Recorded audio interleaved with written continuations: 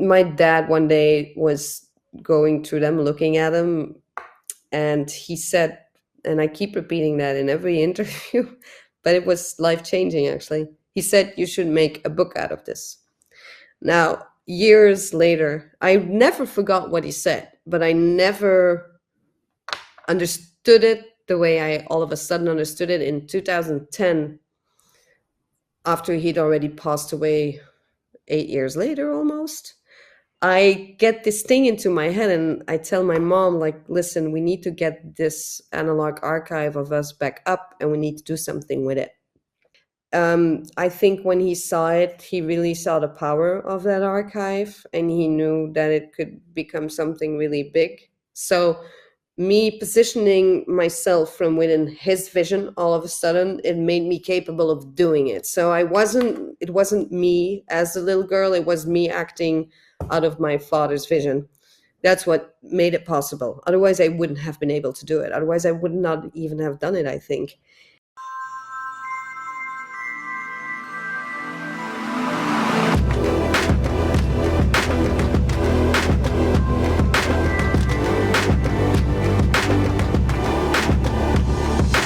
Welcome to the show, Lisa.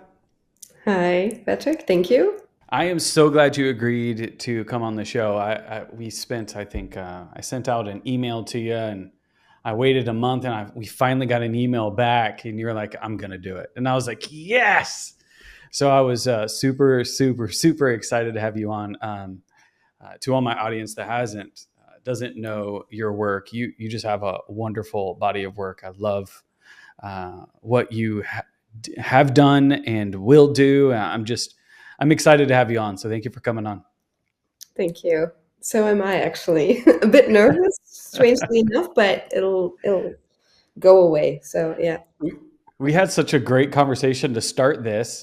But before we actually dive into any of the stuff that we were talking about before this, go ahead and take a moment and introduce yourself to the audience. So my name is Lisa De Boeck, and I am collaborating together with my mother, Marilène Coolens, and that's named Memymom, but in one word. And we even have that registered as a registered trademark. So we started quite some time ago, back in the 90s. My mom would photograph me when I was a kid, and I would dress up and play scenes and characters. But it was a very natural thing, actually. We looked up one another. It was not like she insisted or me insisted. Well, we did insist in the game that was happening, but it was a very intimate, play between the both of us, that in which we expressed ourselves creatively. We could show what we think about the world. And then that later on, because I was always, in front of the camera, I started to want to be behind the camera and direct myself. So then we continued our collaboration. But then that was in the digital era. So that's why it's called the digital decade. And there's a lot of that we haven't shown yet. That was the very first, from the beginning of 2000 till 2010, that part we haven't shown yet. So, but we count our digital decade from 2010 till 2015 for now. So we made a selection, but that's the moment we found that our body of work was getting cohesive and clear. So, and that's also, we also started exhibiting back in 2012. So, and then after that, we obviously continued collaborating. But in 2016, I had this clear view that we were actually working in chapters. And in 2016, everything changed a bit. And that's when I was standing at the window looking at how somber times were. It was during all of the terrorist attacks back then in Europe. And that's when I named it Somewhere Under the Rainbow. And there's a lot of things we've done and named and shown that when you look back upon them, they kind of scare me because we saw them before they were really happening. That's scary. So you can see we literally went under the rainbow and we understood basically what that was. Because as an artist, I think you can really go deep down in your own imagination and reinforce that. Um, and then, yeah, then what happens is an introduction, not bad. After I someone think your it's name is, pretty good. we, Yeah, we, no, you go ahead. go, no, go ahead. Well, you also outside of your collaboration with your mom, which is I think it's awesome. I think it's really interesting, and I have some questions about that. You also had you did some solo work too. I think.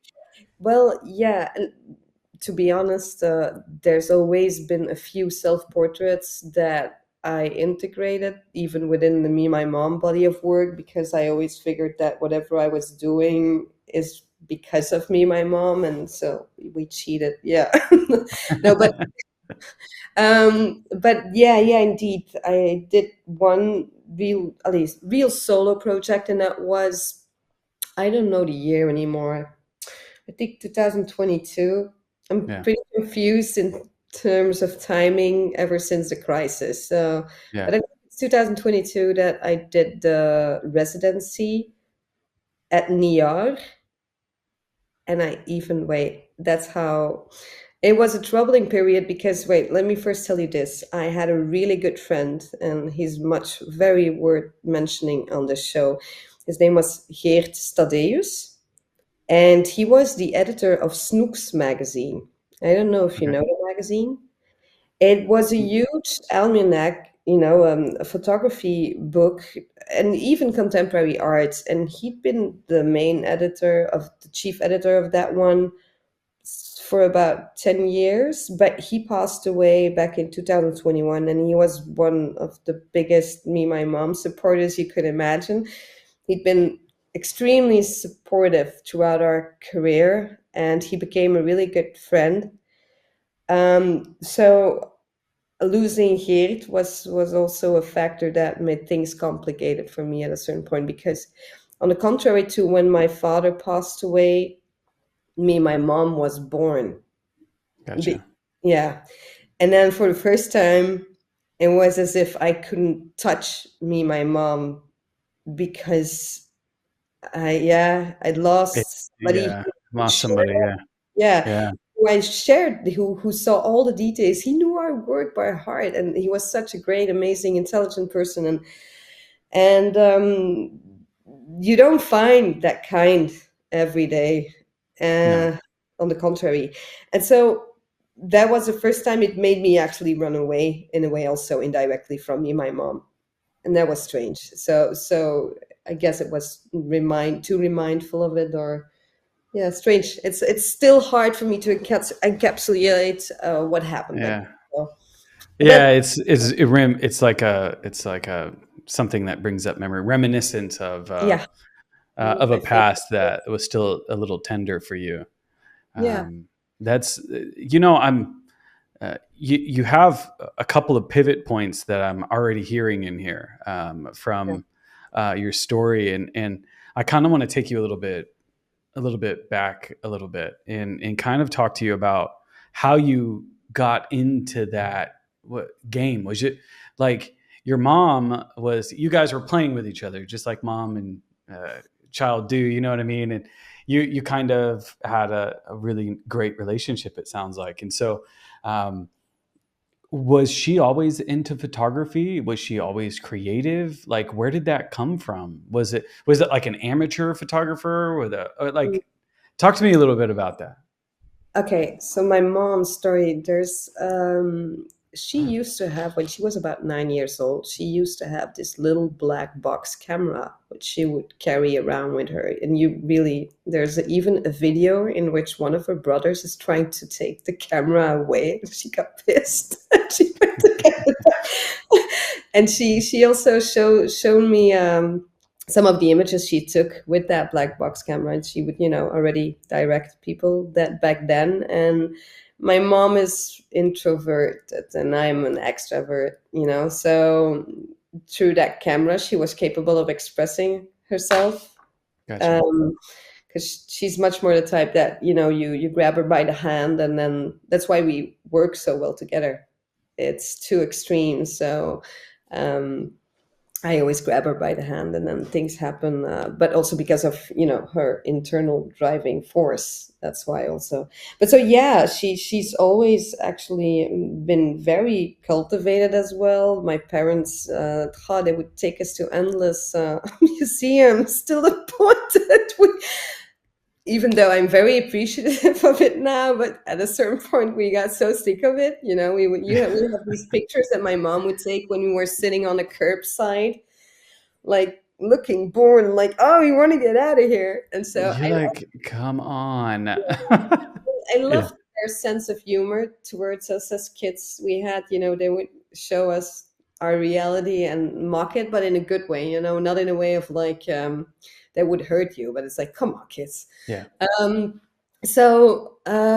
my mom during all of her childhood. She would have her Nikon camera. She always photographed with that one, and she would photograph us.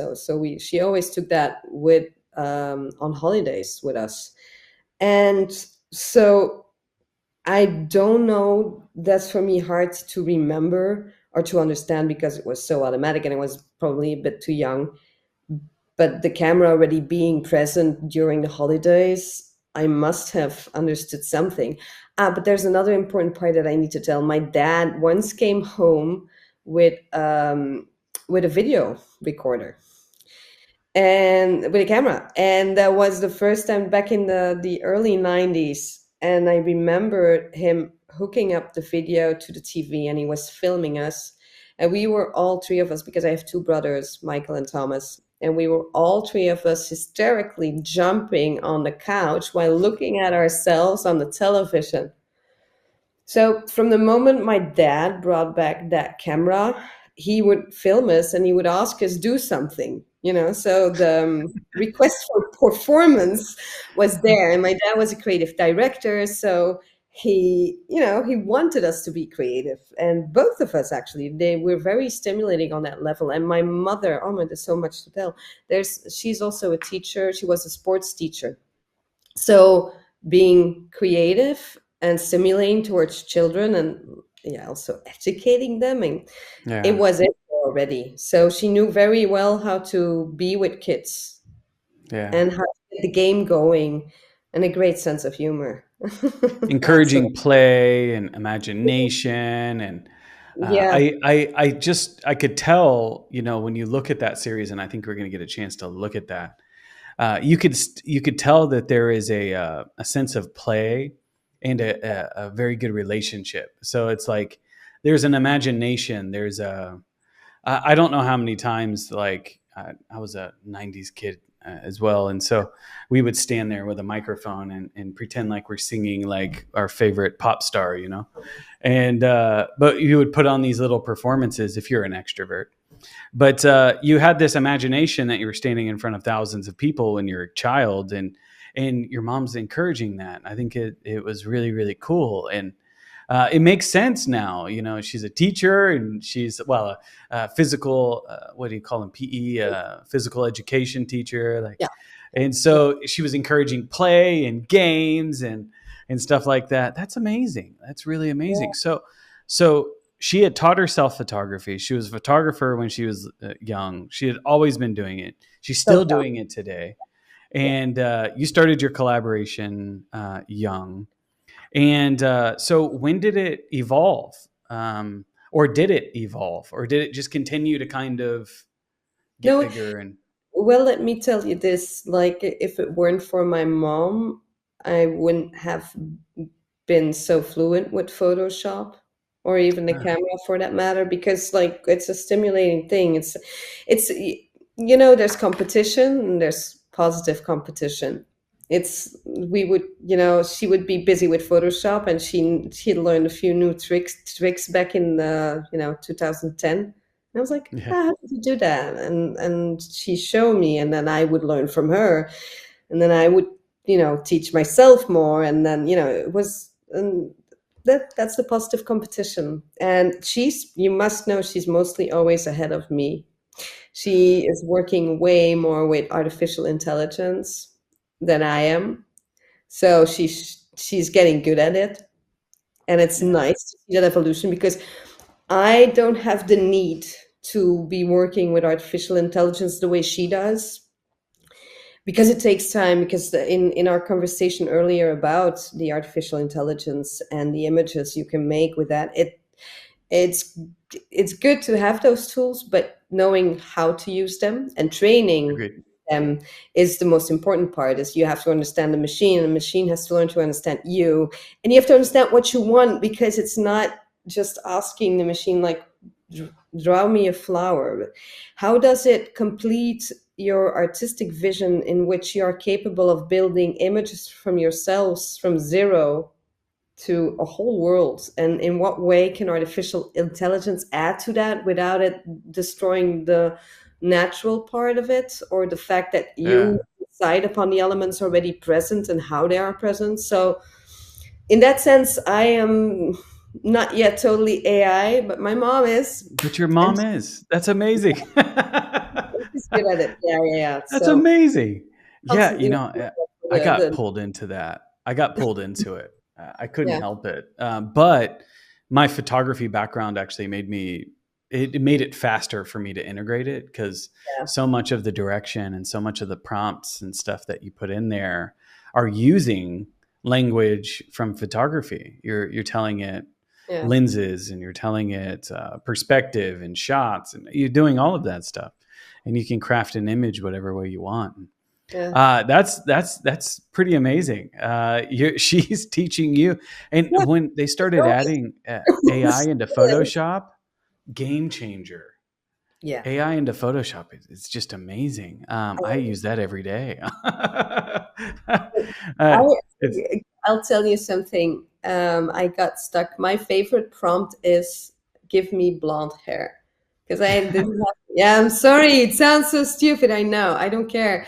Because that's what I mean. It's like I have plenty of imagination, but having this tool that can actually do anything, I'm like, what do I want? I just don't know what I yeah, want.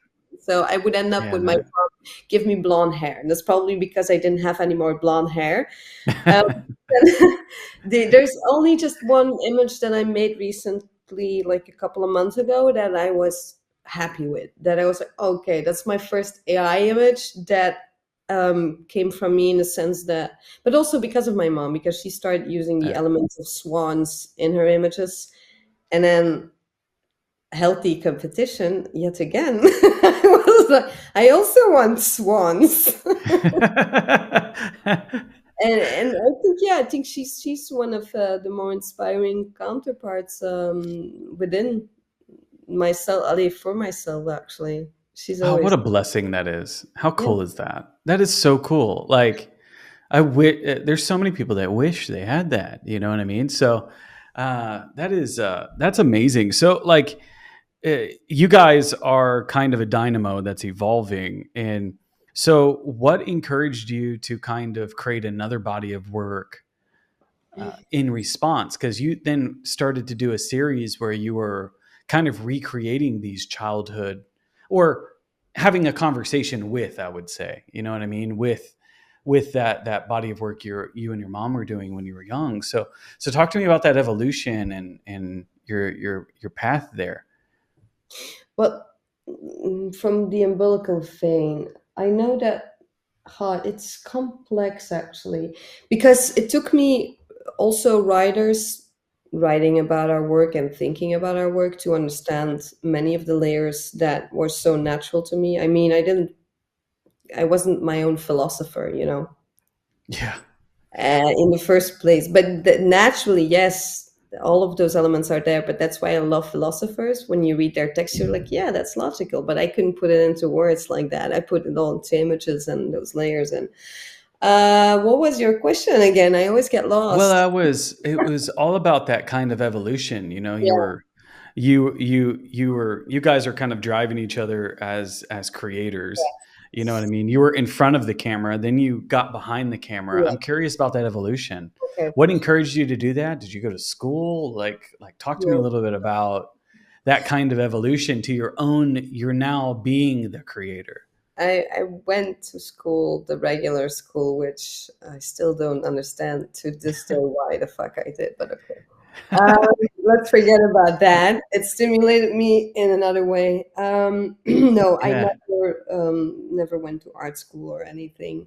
I only did 2 months of theater, and then I realized this is way too theatrical for me. So I just started working regular jobs, and then I would start, do me, my mom, and work with this tiny digital camera in the beginning of the 2000s, and I not even I didn't even want to look at a manual, so I would just be busy with the camera until I figured how it kind of worked. But the specific thing about it is when you do that is you make the camera your own, because I didn't never knew what I was looking for in a way. And I would, encounter things very spontaneously and like them and then develop them. But wait, there's so much to tell. So the first time, by the way, that we used Photoshop was in the late 90s, Yeah. because my dad brought back home this Apple computer and everything. He always, the latest of technology, he always brought it back. And so he had the Apple computer and he even bought a scanner. So what we did back then was scan those images from the umbilical vein, and then I would retouch. It was Adobe Photo Deluxe was the very first photo retouching software back then. And so that's my first encounter with that. So everything was a natural evolution, actually. But yeah, I mean, being in front of the camera that much, you start seeing how images turn out. And I just wanted some more kind of control. And I didn't always wanted to be on camera myself, because I enjoy very much photographing other people. Yeah. It's very fulfilling when you work with the right people, and we work with a lot of dancers, performers, actors, artists, and we have a good nose on that level. So it wasn't about beauty on a physical level. It was about their power on camera and to set down a personage like I used to do when I was a kid. So that enjoyment, wow, that's quite the thrill when you have somebody so powerful in front of you, that the sole act of just photographing somebody, that is, oof, yeah, not very. Especially when they're when Yeah, they're connected with you and you're both kind of in yeah, conversation. It's probably what your mom felt with you. You guys were so connected, so she could almost do anything, and so could you. It's like a really interesting kind of evolution. And so you were telling me a story about you wanting to get me, my mom out there. You felt like it was time. And talk to me about that. What made you think that? Was it, and when did that? When did you start to kind of put yourself out there as an artist okay. or as a collective artist and start we getting into shows and stuff like that? we always worked a bit in reverse chronological order. So there was the umbilical vein we did in the 90s, and we just photographed that and we kept it to ourselves. When we then started working digitally, and up till the point in 2010, we found that, like I said, we found a cohesive body of work within me and my mom. And I was like, yeah, maybe nice to exhibit this. And so I saw an open call back in 2011, and we'd done a series called The Nurse with the actress Sigrid Vings, and for that. And so I just applied to the open call, and it was called Ithaca. And if I think back of it, it's fun, the things you do when you're younger that you wouldn't necessarily do later on, but they do bring you to a certain point, to No, of course. Yeah. but no regrets, never. But so yeah, I responded to the open call, and then we got accepted, and then we figured this series, The Nurse, which we exhibited in the very place where we shot it at. So I think that's where we, yeah, took a first direction within the kind of work or the kind of stories we're putting out there. It was the story of a nurse, you know, being left because it was in a building, an old nursery, nursing school, sorry, and partially a hospital in which we were exhibiting. So what we'd done was take the actors there. We bought a lot of nurse outfits, which I loved. You know, a lot of those things are these fantasies that I had. Like, I don't know, I am obsessed with outfits and clothes, and they define so much. They but basically, when you already have the clothing, you have half of your story, I think.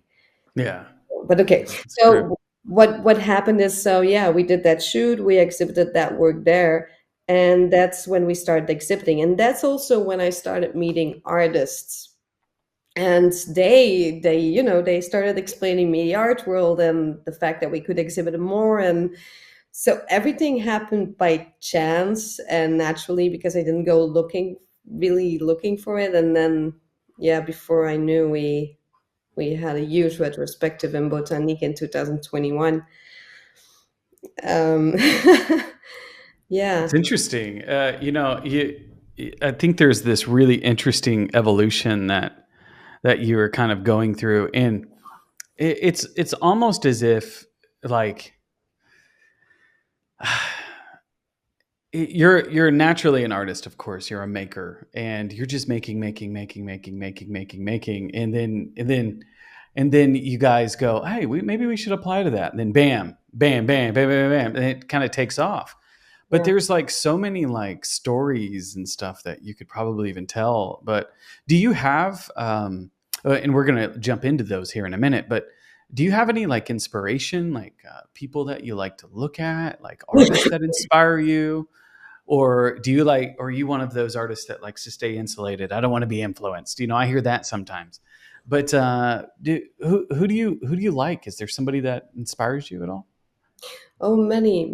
Like, but at this point, it's hard to say for me because, like you just mentioned, there's artists that want to stick to their own thing. I have those phases. There's phases that, yeah, I think in the very beginning, I can tell you who has inspired us up till now, which is clear in our work, I believe. And it's Cindy Sherman. Sorry, it's the first one because when I saw her book that my mom brought back from New York, I mean, I opened that thing up and I was like, whoa. I was what, 6, 7? And so when you see that book at that age, you're like, okay, all of this is possible. So that doesn't leave you. Whatever Yeah. you learn as a kid that actually touches your very essence of the person you are somewhere, because I understood it even. Then and David Lynch, I saw. Sorry, I have to keep saying that in every interview, unfortunately, but it's so important because I saw Twin Peaks when I was 6 years old. Wow. That doesn't leave you either. That No. What?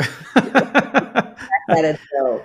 I saw David Lynch as a 6-year-old. Wow. that, and I found it Wow. normal. I was like, okay, Yeah, you found it normal. my time. No, no. But I found him as maybe I should have watched that when I was younger. It would have hit me in a different way. That's interesting. It's It yeah, it is. makes a lot of sense now that I've seen your work. I'm like, interesting. It even Interesting. when Patrick, it even went that far that when we went on our trip, my mom and me, to Los Angeles, California, because this time we were gonna, do the Hollywood thing. We've been the thing was we've been playing Hollywood from within the house for years in terms of the characters that we would bring that also come from movies. And so we were like, why don't we really go play Hollywood in Hollywood, Everyone thinks that, by Another the way. layer on top of it. And so and I am going to show you that. Are you seeing the screen or not? No, we can. We can start jumping in if you like. Yeah, I need Yeah, to. we can go ahead and get in. I knew from the documentary from David Lynch. I figured the documentary is called David Lynch, The Art Life. I saw Yeah. that when I was in New York, and I figured his address because of that documentary. So when we were there in California, I say to my mom, listen, instead of like going to the Kardashians' houses and stuff like that, which don't interest me, I said we can go to David Lynch's house and take a picture there. And really, when I put up some music and we were driving there, I literally got tears in my eyes. The excitement for me to go to David Lynch's house was beyond, and that was beyond. And so the first time we just went, to look, because in a way it felt like you're invading somebody's property, even though it's from the outside or privacy. And on the other hand, you just need to do it because it's part of the story. And you do it actually within all respect without, wanting to impose or violate something. Sure. But the whole thing about our work is also it's that the fact that we never rent settings. We just know where we want to go shoot, and then we go do that. We don't ask for permission because that would already break all of the magic for us. And so we had this self-made red velvet dress, which is perfect for the scene. And so the second time we went back, we really had to kind of mentally prepare. And then it didn't even take that long to shoot. Luckily, we have years of experience. But so I would just be walking up and down, for 2-3 minutes max, and then we were gone again. There was a thrill of it. I mean, but most people, when they pass by that picture, I have to tell them that's David Lynch's house, which he also used in Lost Highway. Oh. Yes. So I am still believing that he was actually there that day. Well, at least I want that to think that was some kind of comfort. But no, I'm a huge fan because David Lynch is such a diverse artist. And I remember when I went to the Bonnefonten Museum in Holland, he had a show of his, a solo show with his paintings.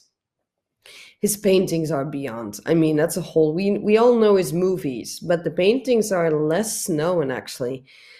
But they're, I mean, terrifying in the sense of that. David Lynch has this beautiful, creepy power in his work. Yeah. Because he is not a bad person, but he understands darkness and obscurity in its best form, or at least people's obscurity, I think. And yeah, I mean, that's feelable when you're in front of a David Lynch painting. It's terrifying. Good, really good.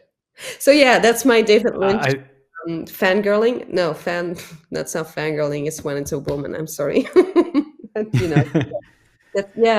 So that's important. I mean, and that's how in the continuous thing of our work is that we add layers and personal details into our work non-stop.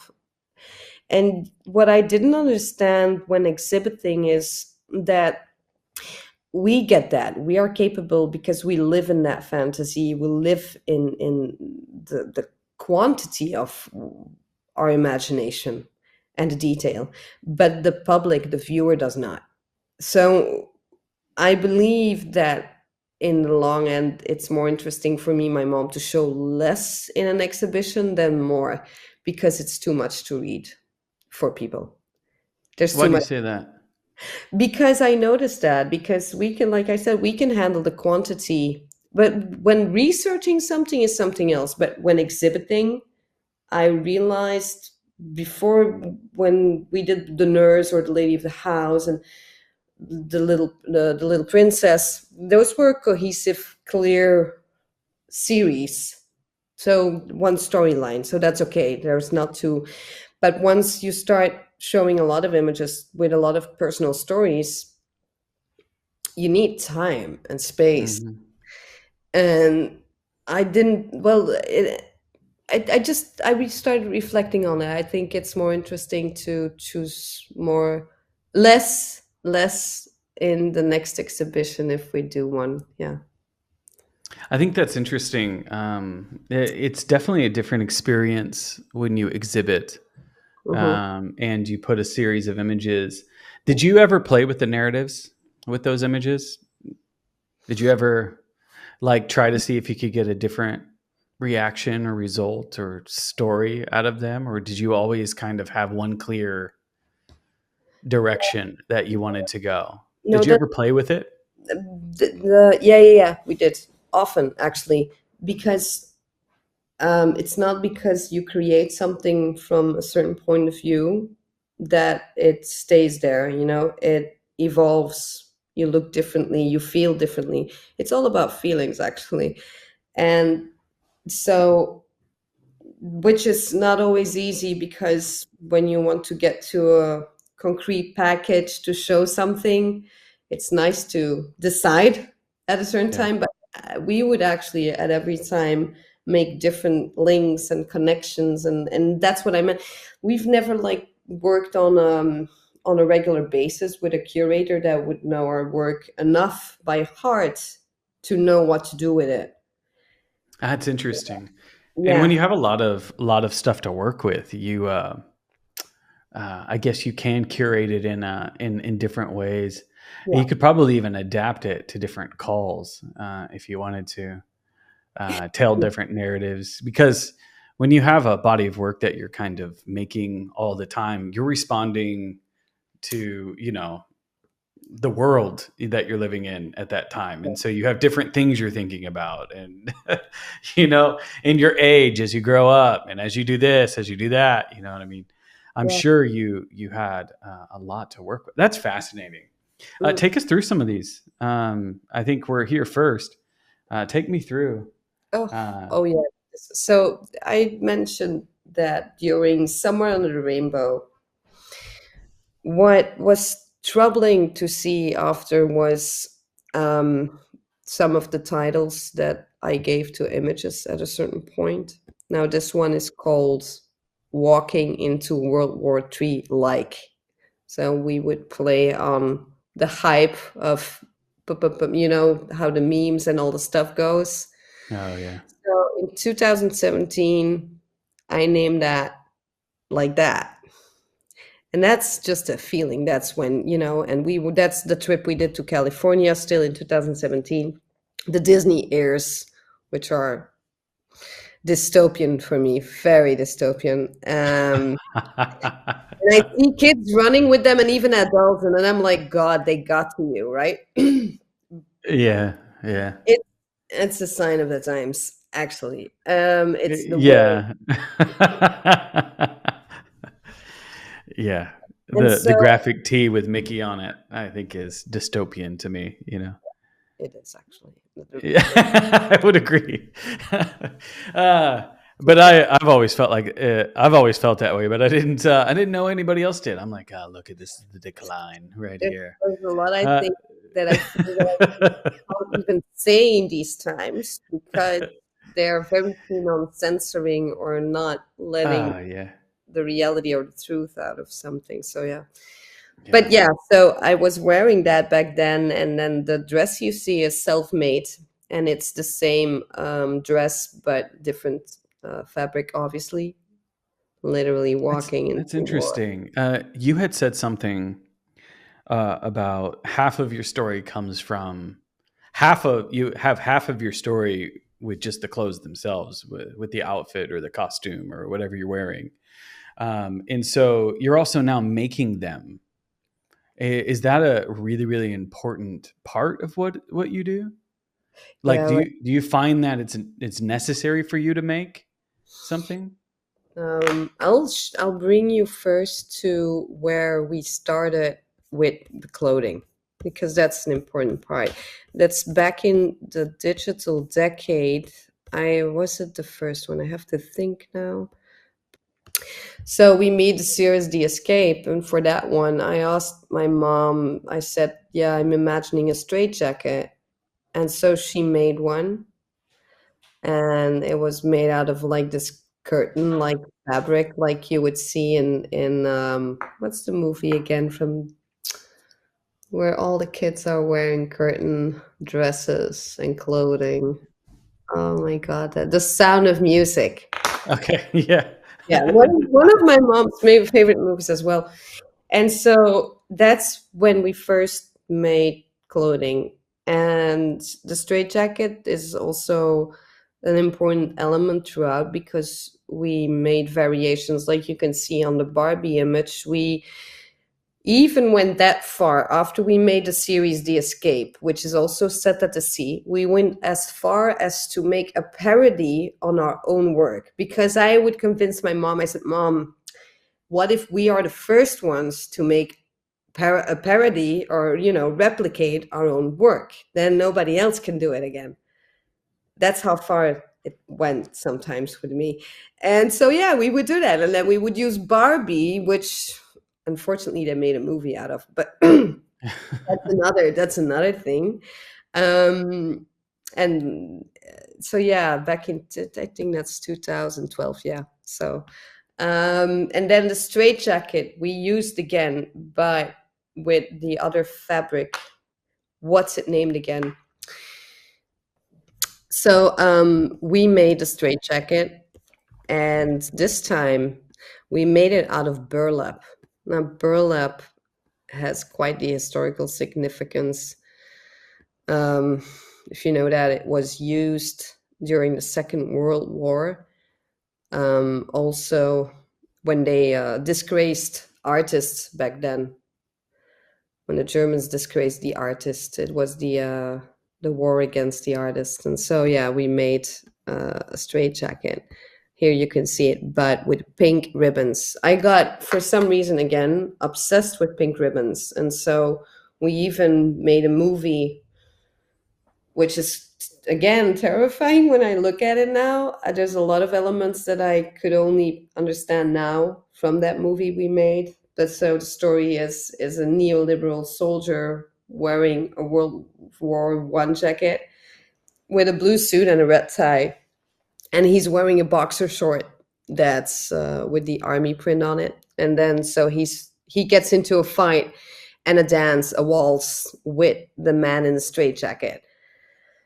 No, and we filmed that at the very at the Gardens of the Botanique, where we did our last exhibition. And in some way, I was even scared to show that movie, because it tells a lot about these times. And the thing is, I was like, will people see the nuance of what we're showing or trying to tell or not? Sometimes you are afraid of that, like they're not going to get it, and then you're going to get categorized. I think that's really interesting. And when you say nuance, would you say that nuance is also something that you try to put into your work? Do you feel like you're playing with nuance a lot? I know the answer to that, but I see it. But I'm curious about the importance of it to you. What your that next level of interpretation, why that might be important for you. Okay, I'm gonna go full out. I'm gonna show you something. So there's this nuance, this, because you also want to talk about my dad again, right? I'll explain you this. Yeah. So Tell me the story. We all know the famous slogan. Yeah. It's important to note my dad was, sorry, well, he is still somewhere. Otherwise, I wouldn't be doing all this. Was a creative director, so in advertising. So I basically also was very influenced by advertising throughout my life, and I think that's something you see throughout our work all the time. So nuance is that at a certain point, we're actually in a gentle way sometimes mocking reality of this advertising. But the nuance for me is, till what point will people understand what we're actually doing, and till what point are you not actually making them believe that you are this way? And that's why I'm showing you this cap, because it was to note a time. It doesn't mean that I stand for something or for someone. It's now, and yeah, I know. It's just no. It's the typography. It's the orientation. It's starting. And have you ever seen those things where they give you the first and the last letter, and they mix all the letters up in the middle, and you can still read it? Yeah. Have you ever seen that? That's Yeah. what that does, and that's what you're playing with. Yeah. And I've seen other people do that. But when did you do that? That Cap? When did I make it? When did you make that? Yeah. I think it was 2021. Yeah. Yeah. And it says Yeah, I don't think that's a good time to maybe no, but nowadays. I think now in America they would love you for it, but or yeah, at least indeed. I didn't know, a certain I think we half did a lot would. of I Yeah. think we did a lot of things they didn't love us for, but that's what I mean, nuance. Like, it's and the thing Wow, is, interesting. what is in there is make me, my mom, amazing again. So to flip it all over again, so my father's company was called Amazing. And Oh, for me, saying that meant, can we get back to that intimacy, that the way it used to be, the way it used to feel, and get back that touch that my dad gave to things and to our lives. It was more about that, is how, yeah, not to lose that very essence, the history of who you are, what you've done. yeah. Because, yeah. Yeah, I think you said go all out there. Yeah, you nailed it.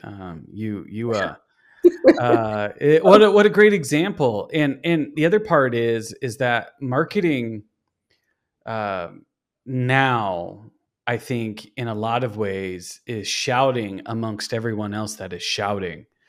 And so everyone's shouting. So how can you invoke attention? And you pull on different strings, whether they're good, bad, or indifferent, and you can actually get that kind of attention. And I think that's successful. Yeah. I'm pretty sure people will probably get mad at you and Yeah. not even read it. I shared it with, Yeah. and I didn't repost it this Did time they? because it's like, oh, reposting it this time, they're gonna, there's gonna be no nuance at all. Yeah. Really? Yeah. Wow. Yeah, that's amazing. So like talk to me a little bit about you said that there was at one point in time that your father, who sounds like he had a big influence on you, both you and your mom, with bringing you new technology. You talked about a video camera, a computer, editing software. Yeah. Even his work experience as a marketer. And one day he told you something about that, and it seemed like it spurred a journey. And I want you to take me through that journey a little bit. Yeah. Talk to me a little bit about how you kind of brought that, how that all kind of evolved. He said something to you, so tell me that story. You told it to me at the beginning, and I was like, that's got to go in the show. So talk to me a little bit about how So, my mom ended up starting to get really serious and how it. well, so the umbilical vein. So when my mom and me would do those shoots between us back in the 90s, and that was only analog photography. So but on the contrary to most professional photographers, we would go to the supermarket to have them developed. So, which was also fun because I have good memories to that. We would go to the supermarket and we'd be like super excited, and we'd be sitting in a car and then already go through them. And there was only like 32 images, something like 27 or 22, I think. That was the amazing part. Also, you were limited in the amount of images.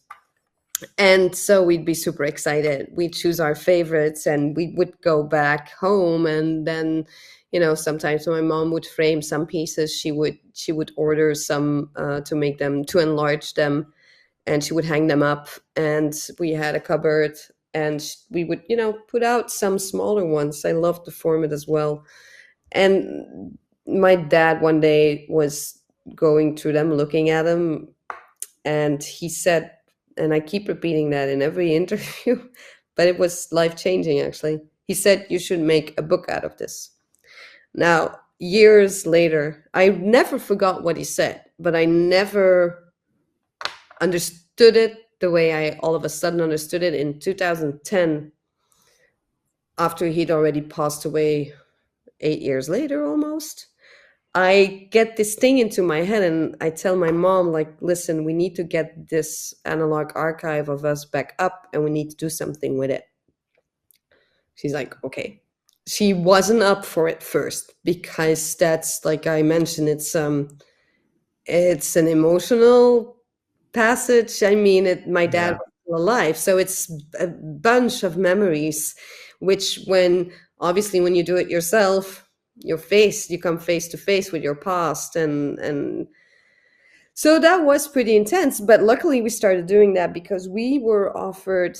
Um, and just to come back to why I understood my father's vision is, I think when he saw it, he really saw the power of that archive and he knew that it could become something really big. So me positioning myself from within his vision, all of a sudden, it made me capable of doing it. So it wasn't me as a little girl, it was me acting out of my father's vision. That's what made it possible. Otherwise, I wouldn't have been able to do it. Otherwise, I would not even have done it, I think. And so at a certain point, we were offered an exhibition at the Brakke Grond in Amsterdam and in 2013. And so there was a shift of directors of exhibition direction. And so we start speaking with Veerle de Vreese, the new exhibition director, and she's like, so, okay, what are you working on now? And all of a sudden, out of the blue, I mentioned, well, we're also kind of working on our analog image archive that we're, intending to do something with. And she was like, oh, I'm interested in that. What's that about? And that's where it all started. So that's when we first decided to exhibit it in 2013. Wow, we did that. Let's Yeah. pull it up. Let's take a look at some of those. Yeah, indeed. Yeah. What's fascinating is because that was a whole journey as well, actually, because we have the originals, all of them printed. Some we have one copy, some two, and we have all of the negatives. There was a really good analog printer a couple of years ago, unfortunately, who stopped because doing color is not the easiest. And like you only find big labs now, but rather expensive in Paris. They have really good ones, but for color. And so we work with the best in Brussels, Jazz Color Lab, I think. Yeah. And plug. I'm just kidding. unfortunately, years later, but so he developed most of the image on larger formats. The only thing is that they were not framed accordingly because we went to a framer who wasn't experienced. It's a detail, but now I know. But it's okay. None of the negatives or the photographs, the original ones, got framed that way. So nonetheless, they're still there. They're still alive and kicking, and nobody sees what we see. It's a detail. Yeah. And that's the only thing about being self-taught is it takes quite some time till you get to a certain expertise or the know-how of what exactly you need. And I had to find out about all of those processes when I went to APAT New York. I understood, okay, and you need money, you need resources to get your archive, well taken care of, actually. So yeah, it's true. Luckily, with doing that exhibition, we got to arrange. It's all in good order. We have it all. I keep it safe in this archival room that has the right temperature. So yeah, and then we showed that for the first time. So and then we showed it many more times. So take us through a couple. Yes, this is called Nothing Is What It Seems. And that's, my mom always says, like, that is where theater begins. That has a Lynchy atmosphere, doesn't it? Oh, and this one. So, and that's another story. It's like, it's also like the clothes that I wear that even have a story, and the titles. I think I would love to discuss the titles at a certain point because I titled those images with my mom together. When it's English, it's mostly me. When it's French, then it's more of my mom. And so this one is titled Real Wild Child. And I think, if I'm not wrong, that's an Iggy Pop song, Yeah. right? I'm not a big fan of Iggy Pop. I don't know. I don't know. But I think that's awesome, though. And so Real why wild. why is that important? Because that blouse that I'm wearing was bought in a secondhand store in New York where Iggy Pop would used to go. Ah, And interesting. so, I mean, there's so many details and stories and anecdotes we hide in there that we've not even been capable of telling. And at a certain point, I was even like, wow, I should maybe one day take every image we have and write down the story of every image and then see what happens. But I'll need a year to do that. Yeah, and it's got to be one of those things where you're ready to open up that Yeah, door and you journal. You just have to just write, yeah, and not even care how it makes its way, and then do that's something with blocking. that. So yeah, take your time. I think that would be an awesome book, though. Right. I It think that because would be a really awesome book. I think that people that so much of us when we're young, is when I was a kid, we played the. I remember that when you were telling that video camera story, I remembered me and my brothers and I doing the same thing. yeah, I follow. And we used to make TV shows, and we would do edits in the camera. Yeah. So if we messed up the edit, we would just rewind back to that point and continue filming. And we had so many of those stories, you know what I mean? And we did photos that same way. And so I think when you do a body of work like that, it invokes so much of our own child nature, and Yeah. it would encourage people to imagine again. So I think you should do that. I think that's great. And I'm really curious about this background that's sneaking in across the bottom of this. Yeah. Yeah, there you go. There, I love that. very Is that wallpaper? What no, is it? it's curtain. It's much more the sound of music. Really? Yeah, and I'm wearing my mom's clothes from tip to toe. Yeah, Really? all my mom's clothes. She's got great taste, you know. I don't want the styling in the images because we've always done our own styling. We never worked with somebody who would style for the shoots we did. We always went out to, you know, stores, vintage stores, or the market. We have a very famous marketplace here, which is called Marché aux Puces. And whenever we would get this, I was like, oh, okay, we want to do this shoot. And then we would just go out there and we would find an amazing amount of clothes. So, but these were her clothes. So back then, yeah, I, So you said those are, but they seem to fit you pretty well. They're not like huge. So she a small person? yeah, she's always she was a sports teacher and she was also somebody who did a lot of sports in her life. So she's always been fit and Active and youthful fit. and yeah, yeah. Oh wow. Okay, okay, okay. Well, that's amazing. Well, And you also have the height though difference. So yeah, like back then, yeah, yeah, that was yeah. the Well, you could see it in the shoes, but it wow, that's fascinating. Oh, that's awesome. Of course, you advance to the next image, and I'm quite yeah. curious. Yeah. That it's clear now. I saw Tim Burton's Catwoman, and Yeah, and yeah.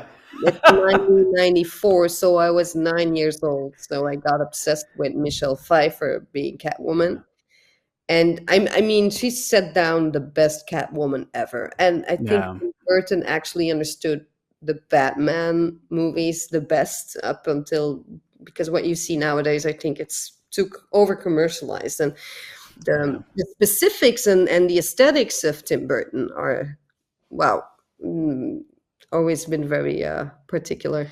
So Yeah, well, you also had that the time of practical effects in Hollywood, you don't have all of this computer generated CGI, stuff, and so it kind of it got more realistic, but almost so much so that like you kind of lost the plot, yeah, a little bit. And so I agree with you. I liked those Batmans for sure. I remember those.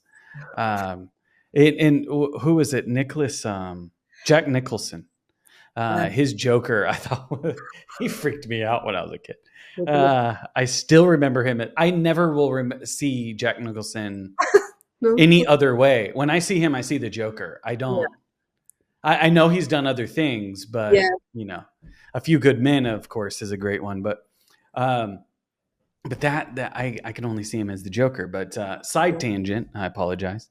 But that's interesting. So you guys were just lots of portraits, and I bet they look well done. I'm sure as the you said you went to a grocery store to have these done, Wait, I'm gonna show you. produced.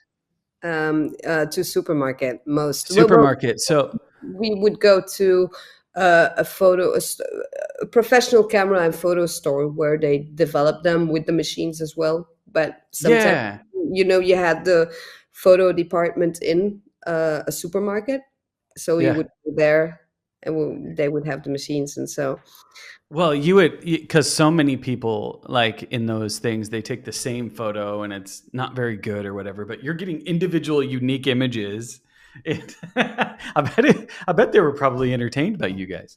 but So that's what I thought about that as well at a certain point. Like, how must it have been for those people developing those in between the bunch of normal family photos that come exactly. by? To see I the don't know. Catwoman I here, want. yeah. So what happens with that image was, so I'd seen the movie, and there's a scene in which Michelle Pfeiffer, she makes her own costume. I don't know if you remember that scene, but I do. I clearly did. And so I I don't decided remember to make that. my very own costume. So I have to turn back time, because that's me making my very own costume, because you can clearly see. So, I mean, you see the elastics that I used here? Yeah, yeah. Here. Those are elastics that keep everything together. Like, it's a bit, but it's beautiful, isn't it? I mean, I went all the way out because I was so fascinated. And yeah, sorry, I'm still baffled by how fascinated I was as a kid about some things, how struck I was by watching movies or scenes, and how actually it's strange that you have this necessity to act things out, and.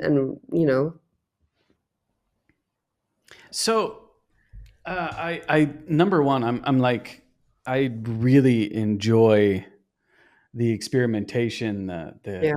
the game, the dressing up, and it sounds amazing. As a kid, you probably got a way to express yourself in ways that it's so. Sometimes it's uncommon for some people, you know what I mean. But Hmm. for you, you just had this great ability, and your mom seemed to be really quite skilled at using Yeah. a camera, so she was Yeah. getting great shots. And Well, that's why we titled the image you see now is titled The Misfit. I guess we've always been a bit of misfits. Yeah. yeah, it's really quite great. So like your dad says you guys need to do something with that, Hmm. and you said 8 years later. It was 8 or 10 years later. It was 8 years later that I decided to get the archive out, and then 3 years later that we exhibited it for the first time in Gotcha. 2013. Yeah. So you were convinced that this series is something that needs to be out in the world. Now, I guess you continued to photograph with your mom, though, Yeah. and in kind of a conversation with this one, which is that next body of work, which is Yeah. the digital series. So, did that come before or Oh, after, yeah, or that's was that just go ahead? no, that's the thing. What I was trying to mention is we kind of worked in a strange order, since we didn't plan on taking out the analog image archive. Okay, And we first started making and exhibiting our work from the digital decade in 2010, 2011. gotcha. Okay, So we went, I had gotten that backwards. yeah. And Okay, so the funny part, I do remember vividly actually, is when people saw the umbilical vein, they understood the origins of our digital work back then. gotcha. Yeah. Nah, yeah.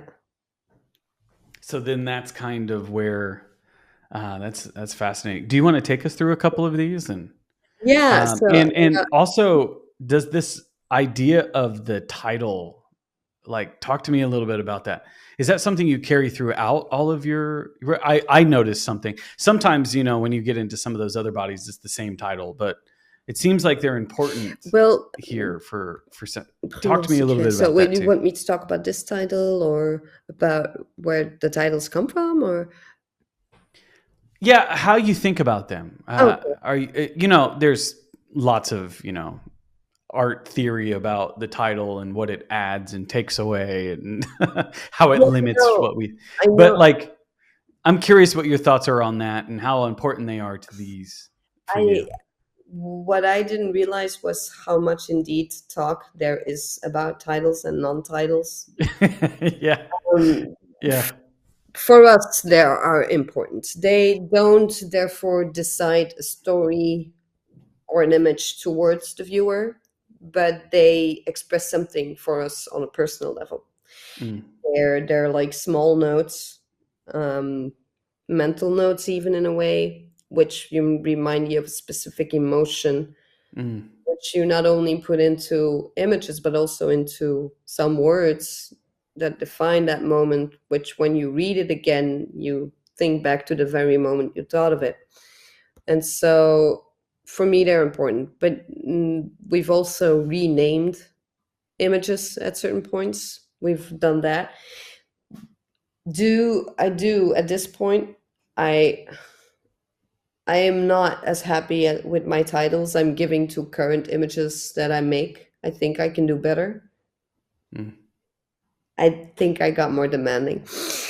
But let me talk about the baby blues. So that's here. There we go to the essence. So we showed the umbilical vein in 2013, and it was heavy. And so that's also the first time we started getting confronted with, when you finish an exhibition, you've put everything out there, and in there you get the blues. And so we made a series that expressed that blues we had about having shown the umbilical vein, uh, which we exhibited at a church-like building, which was called Schipperskapel in 2014. And let me see, yeah, there you go. Oh, and there's the straight jacket again, but it's my teddy bear that I got when I was 6 years old that's carrying the straight jacket. So there's this constant play of how I would actually feel and how do you refer to those elements of, because the teddy bear is also in pictures of the umbilical vein. If yeah. And so yeah, we would play that. You can see how sad I'm looking there. Sorry. No, but it's important. It's and we, what we also did is, because when people see the baby blues, that's the nuance again that I'm discussing, is people will have a much more simple reflection of, oh, you have the blues after really getting a baby, literally. And we're a mother-daughter duo, so the question of me having children or not having children would be asked a lot, because you're a woman as well. And so we kind of like play with the fact that we know that people will have a first opinion or idea of what they see, which they will not be able to get to the full extent of what's really going on first. Yeah, yeah, yeah. Yeah, advertising, as they say, no? No, yeah, because I think in the first place you make art and images for yourself, right? Not for the Yeah. viewer.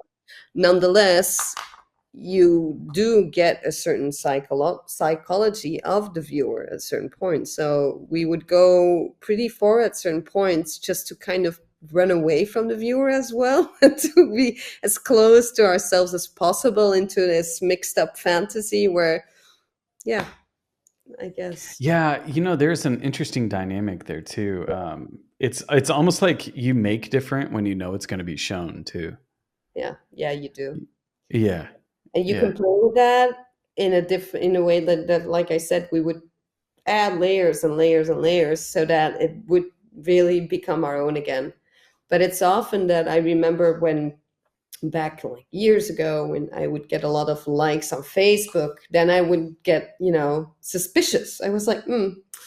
And when people started liking something too much of us, then I was like, oh, I want to do something else. Let's do something else. Because otherwise, you start adapting yourselves eventually to what people like, what they see.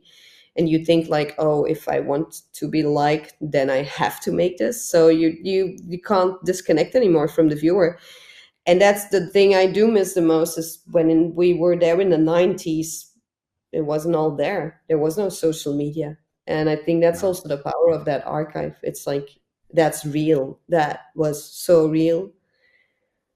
I mean, I was the biggest superstar in my own home, and I didn't need the outer world You for any know, confirmation or liking at all. It was the confirmation and liking within the game we were playing. That was it. I mean, that went beyond for me. it was that sitting in the parking lot with your mom, looking at it and going, "Yes, that Yeah, one's it. Yes, that's what your game was." yeah.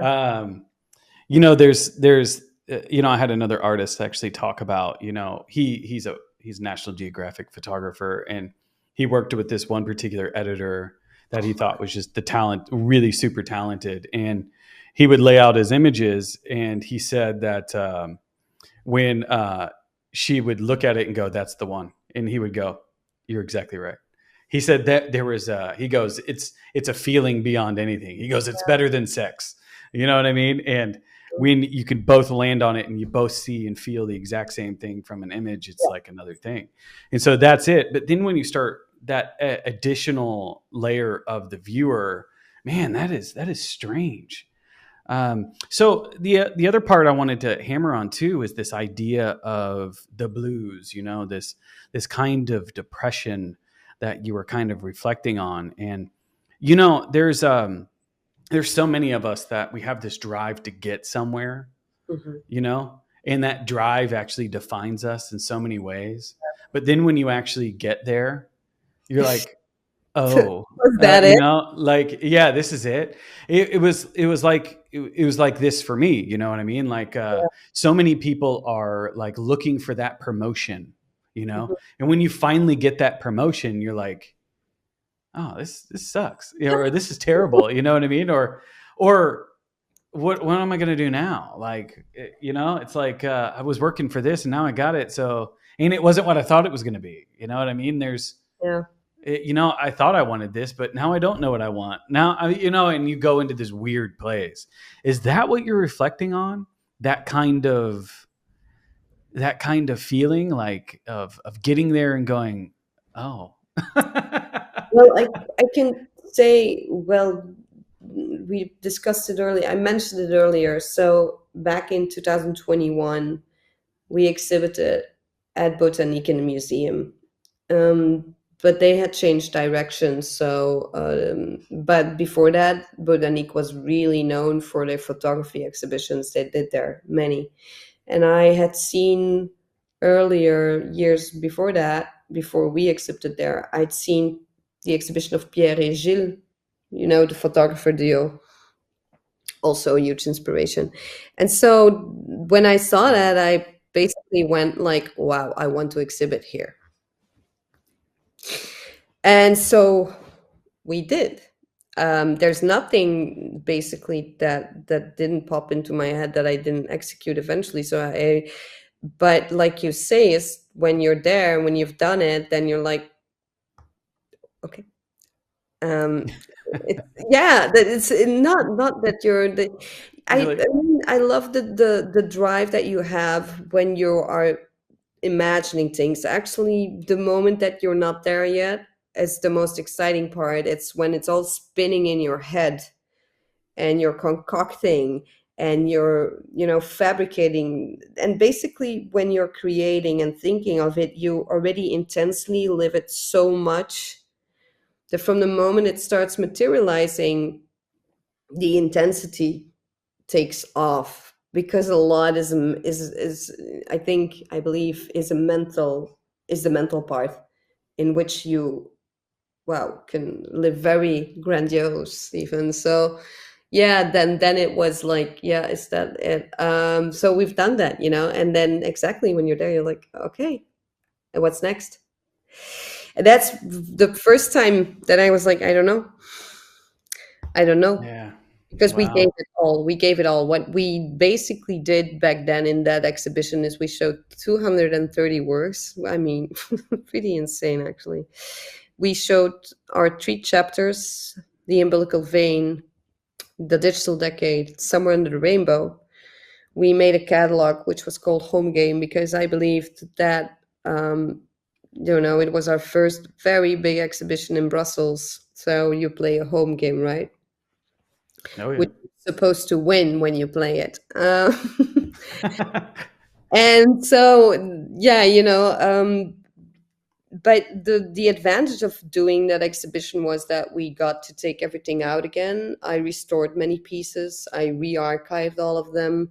I finished a lot of them, and so we put everything in good order now. And we made this catalog also titled Home Game, which goes in the reverse chronological order. So we start with the last chapter, Somewhere in the Rainbow, to go back to the Umbilical Vein, with the only difference this time in this exhibition is that we also decided to show the work that we made with other people. We didn't only show the me, my mom part, where it's between my mom and me as the model, and sometimes very little my mom herself. She doesn't like to be photographed, by the way. Um, but we drew, we put the people in there that built our oeuvre, our work as well.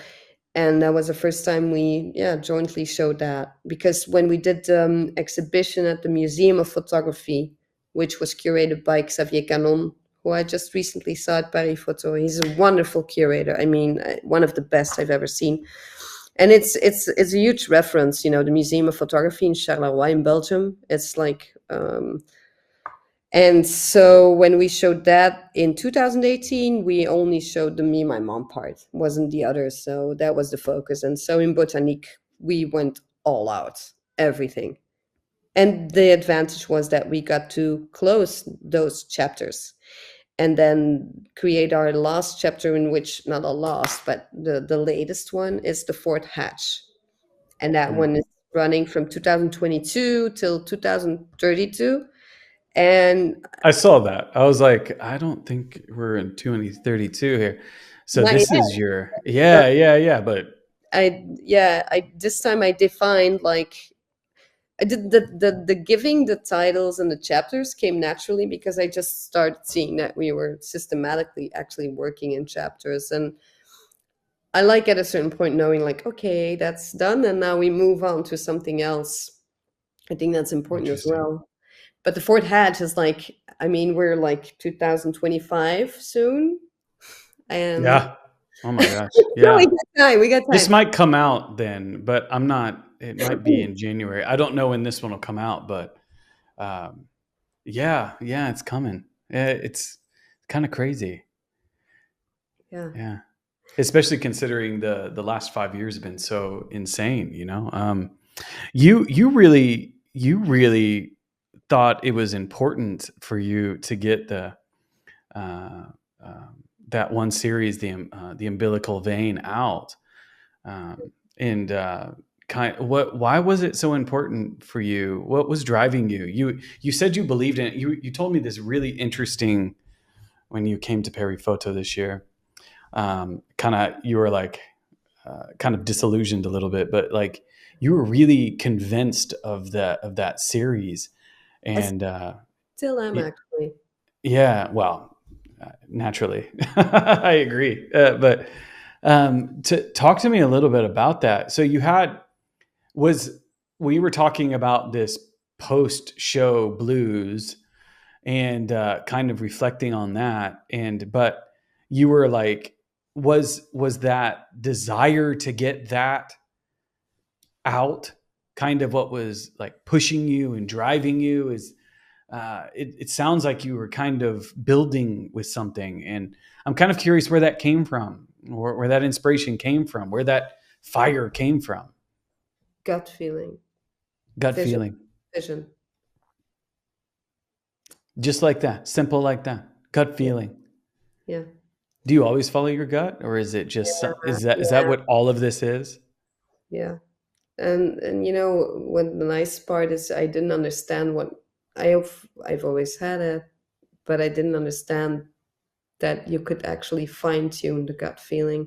And the older you get, the more precise it gets. Like, it used to be an emotional, much Agreed. more complicated process, the gut feeling, where you would go through so many emotional heavy stages. And then at a certain point, when you get older, you understand the stages of gut feeling. You actually just learn to fine tune your gut feeling. You understand it. You listen to it in a different way, and you understand that it's completely right. While when you're younger, although you have it, you are so confronted with exterior opinions and views, so, and rules and limits.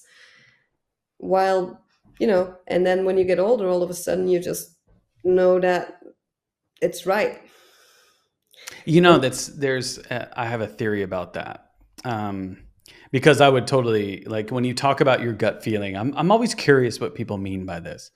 And so much of my last literally 5 years have yeah, been all gut feeling, like little thinking, all gut.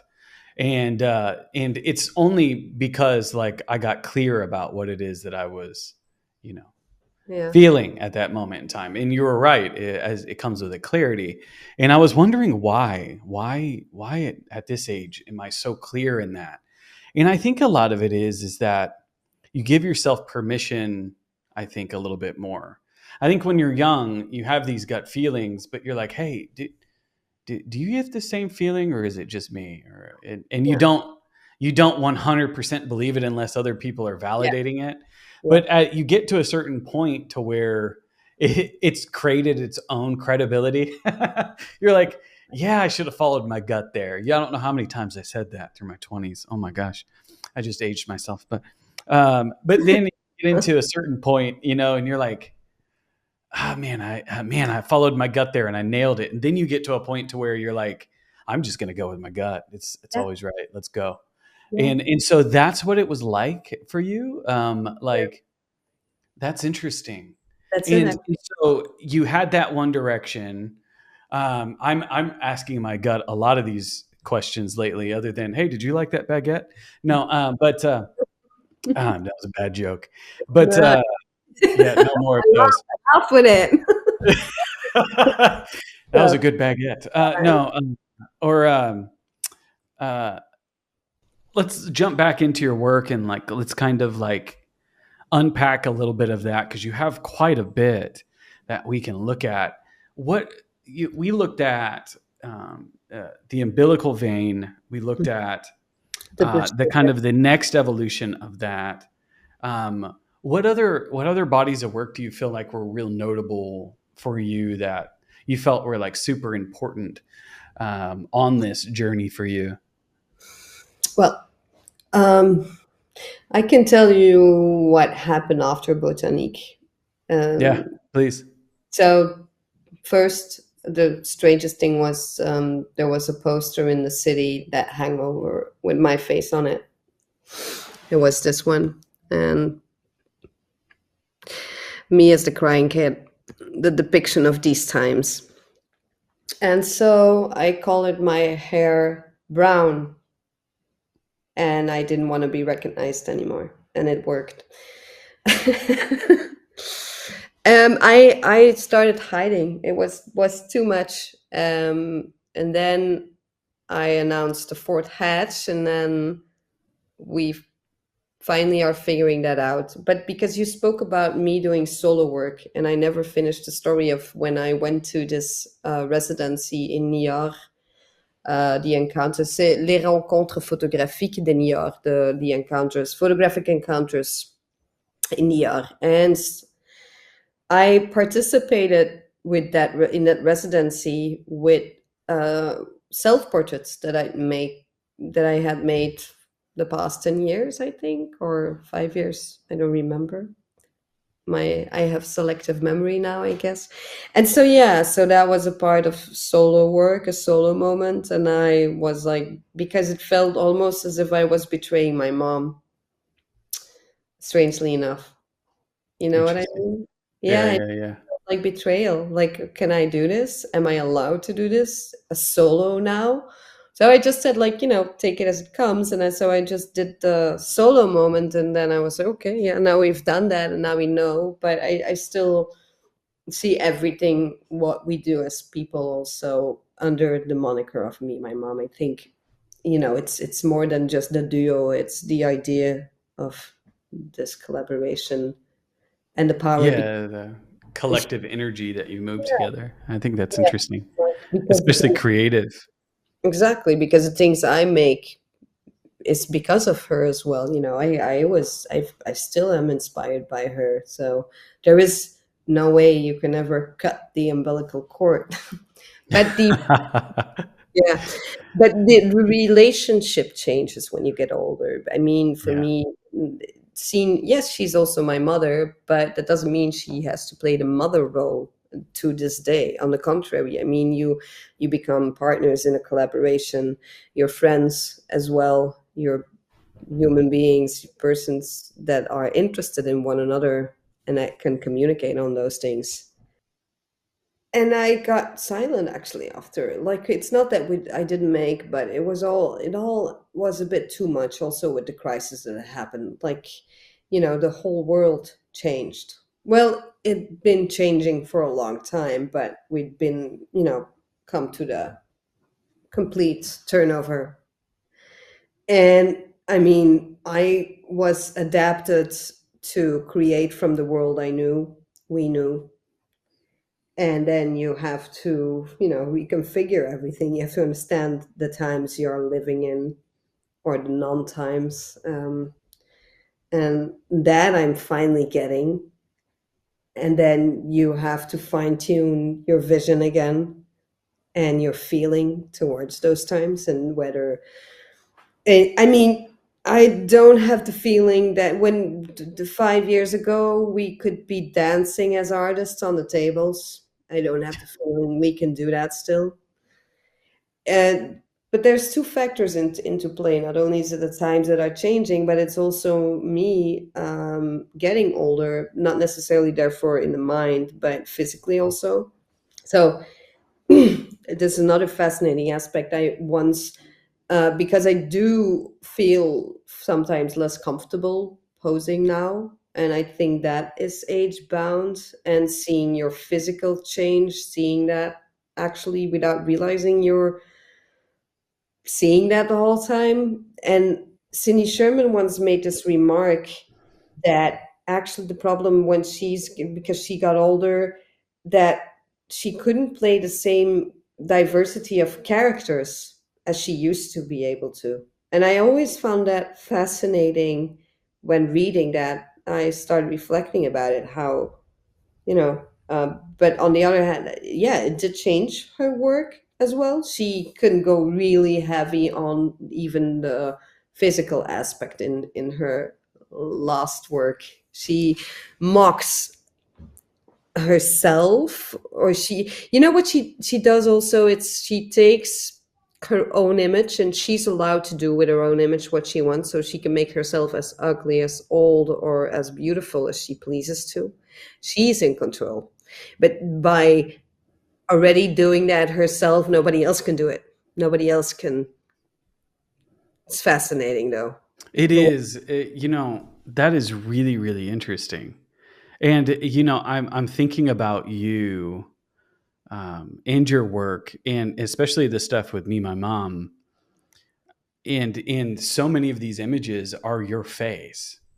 Yeah. And so, like, it's you right there. And so, and then as you do get older, like, it's so funny. It's people always do this. I take a photo of them and then they see themselves and they're like, Yeah. and I'm like, what are you doing? You look great. What are you talking about? But in just by the very nature of what it is that you do, you're confronted with it. Yeah. And I bet it would change the relationship. And thinking about Cindy Sherman, yeah, Yeah, you could see kind of, that the canvas isn't, is different, and you want to continue to paint that way. You know what I mean? And Yeah. or do something different, and you're like, that's interesting. So you did that. So you decided to take a break because of there was Many so things. many things. Well, what also happened, so yeah, because it was too much. Everything was too much. Yeah, And I gave too much. We gave too much. And I think it empties you as an artist, I guess, as a human being, even actually. It's, I don't think sometimes people grasp the amount of intimacy you publicly put on view. yeah, And that's not easy. I mean, it seems easy, but it's all out there. You don't own yourselves anymore at a certain point. That you have the feeling, and so I got to a stage where I was like, I want to have fun again with what we do, the way we used to have it. Of course, times will never be the same. That's something else. But I just at least want to enjoy what I do, and I want the intimacy back, like we had it in the '90s. I don't want to have the feeling that, because we talked also about the amount of images that we are bombarded with on a daily basis, the amount of people videotaping themselves constantly, live streaming themselves constantly. I mean, it becomes so pointless at a certain point, it's. And when too much people are doing way too much of the same thing, then I'm like, okay, I want to go that way, and I want a minute to think and to see what's really going on. And I don't want to be doing like everybody else, or think that I have to start doing like everybody else to grab attention or to exist or to be validated.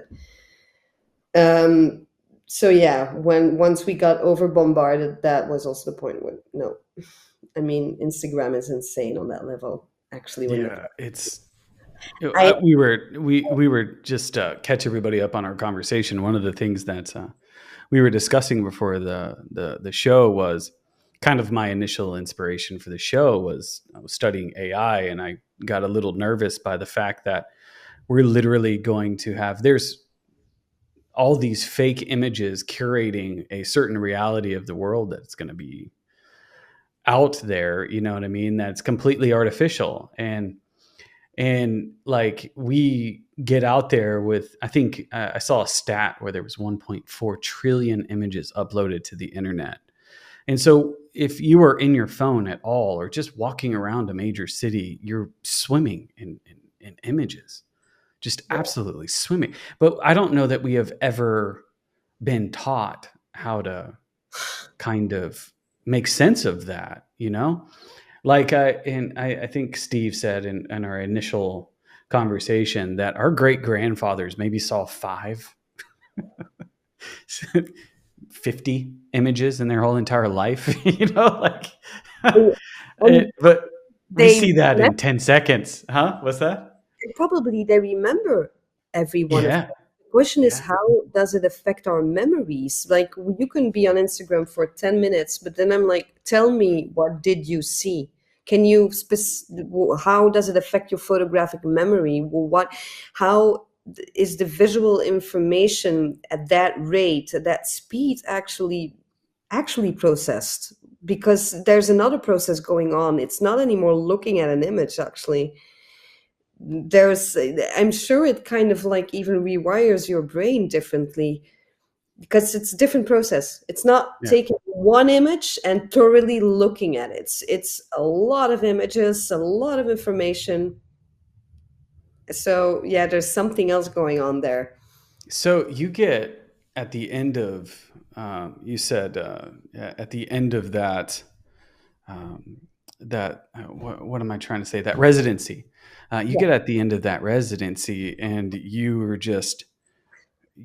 just been doing images and sending out images and just bathing yourself in images, restoring, making, doing a whole retrospective. You did all of those images, and you were just like, and then the world, the way it switched in 2021, especially in 2022. It's just bam, it's all there. And so like, I bet in kind of I bet that was absolutely insane. And then you kind of reflecting on that, you're like, I just need to chill for a little bit Yeah. And and just pull back. That's interesting. to chill, this is an interesting part that happened as well. So I had already gone in 2022 to Bombay Beach, which is a small town next to the Salton Sea, which is a 3-hour drive from LA down south. It's 80 miles from Mexico. Bombay Beach is, it was supposed to be this wonderful haven, idyllic living. Maybe I should show it actually. I have some works that I made there. But so I end up in 2022, I go there. I met Tao Rispoli online on Instagram. And so I contacted him, and then he said, yeah, why don't you come over? You can help out, because it's also an artist community. And so it was like, because we just were running out of this crisis. And so I was like, okay, I need to make a change. So, and this is an important facet I didn't touch about our work or my person. The ego. How much amount of ego do you need to create to get ahead in life? And how much amount of ego are you actually building by constantly showing yourself as an artist, both visually and mentally? I think I had much more ego before this than now. So I went to Bombay Beach, and that kind of put me, ego is not necessarily a negative thing, but it was more ego of like in this way of wanting to absolutely show. Oh, this is complex to explain. No, I actually had this exact same conversation yesterday with another artist. Well, there you are. And what's that? No, I'm listening. Tell me. Yeah, well, and I think what you're pointing to is I think very, very interesting, especially when you make your work very much about yourself. And then I think I even alluded to it a little bit once you started to realize that you had an audience, right? Mm-hmm. Once you finally start showing your work, how it changes your work. And but one of the things that he was discussing was this idea of being a little narcissistic. Like everyone is narcissistic, and everyone kind of has a little bit of ego to a certain degree. And I've been really reflecting on this because I doing a podcast and being the guy who interviews people and sometimes being recognized every once in a while in certain circles, it adds to your kind of ego. And then being an artist yourself, you kind of have some type of ego, like I can do that. But I was really kind of like reflecting on it a lot because, no one wants to be egoic, you don't want to be a narcissist. It gets thrown around so much. But then of course, being me and Mr. Reflective guy, I asked that question, like why would it even exist in the first place if it wasn't necessary? Like why would it even be a part of the human experience if it wasn't necessary for something, like, and so like I often say to people, I'm like, you have to be a little narcissistic, just don't let it go crazy. You got to believe you can do it. You got to believe your art is yours and it's worth it for you to even put it out there. So you need a little bit of it, but just like with everything, if you eat too much sugar, you know what I mean? You're going to get fat. You know what I mean? Like if you drink too much beer, you'll also get fat, but also could become an alcoholic, like there are problems with all of this stuff, but it's also like, just like with beer, a great cold beer on a beach, there's nothing like it. You know what I mean? But there's just something about that experience that is very fruitful. And so like, I've been, I think, at this part of my life reflecting on all those things that I thought were bad and trying to figure out the utility of it. And I'm not saying that everything is all bad things are good, but you get to a certain point to realize that there's a utility to some of these things when used in an interesting way. And he told me, you got to read this book. Yeah, he wrote it down. It's in my notes here. And I've been just now. Let me see here. It didn't make it into my computer yet. But usually it updates. I put it in my I put it in my computer and then it updates. But he was saying the exact same thing, and he said that something switched in him, and that's when he became an artist. That's when he was able to get that ability to tell his dad, "I want to be a photographer instead of a lawyer at this big name firm." And I was like, "Oh, this is good. This is the meat. This is the salt of life." Because these are interesting questions I ask of myself, and so it sounds like you're hinting towards that a little bit. Yeah. Is that what?